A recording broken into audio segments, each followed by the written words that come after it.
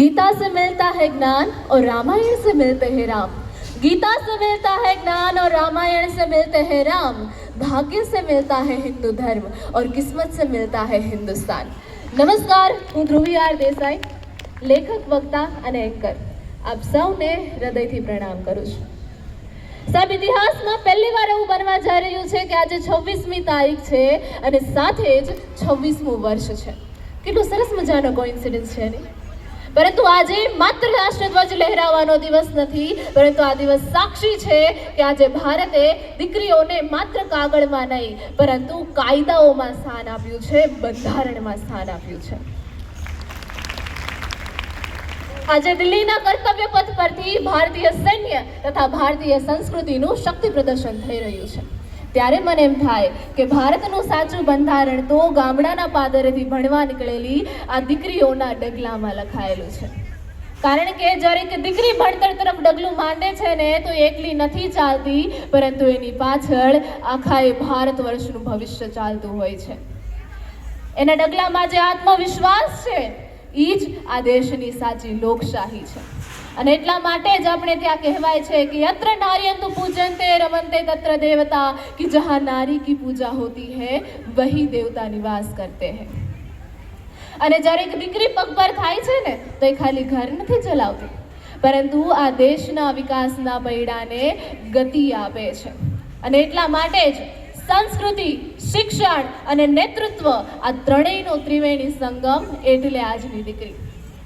એને કોઈની મહેરબાનીની જરૂર નથી, એને જરૂર છે બસ થોડાક મોકળા આકાશની.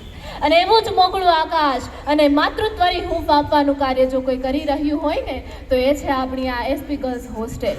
એ પણ છેલ્લા 15 વર્ષથી.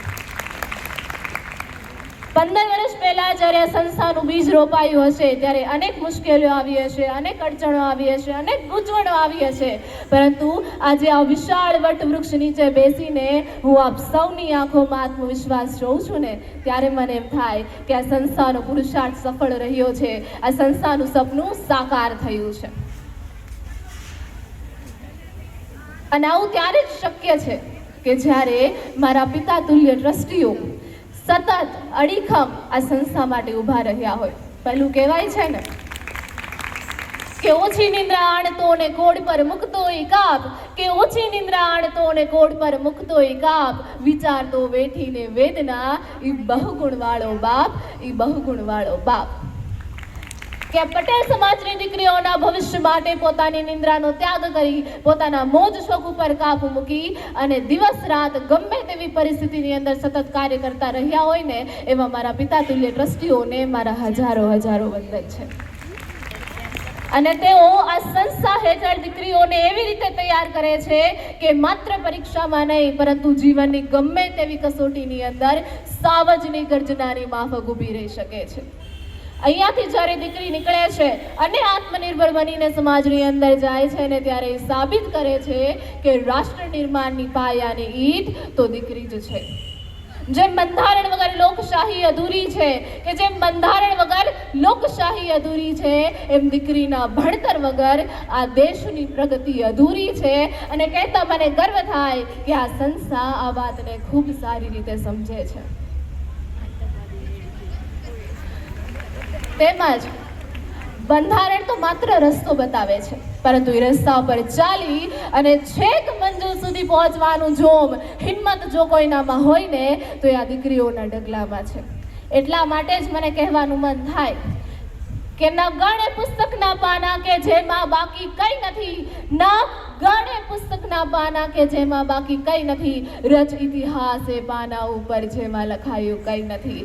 આપણે દીકરીઓ એટલી સાક્ષી બનીએ, એટલી સક્ષમ બનીએ કે પોતે જ પોતાનું અને આ રાષ્ટ્રનું ભાગ્ય લખી શકીએ. અને યાદ રાખીએ કે ગમે તેટલી ઊંચાઈ પર પહોંચીએ ને પણ પોતાના સંસ્કારના મૂળિયા આ ધરતી સુમાં ઊંડા રાખીએ.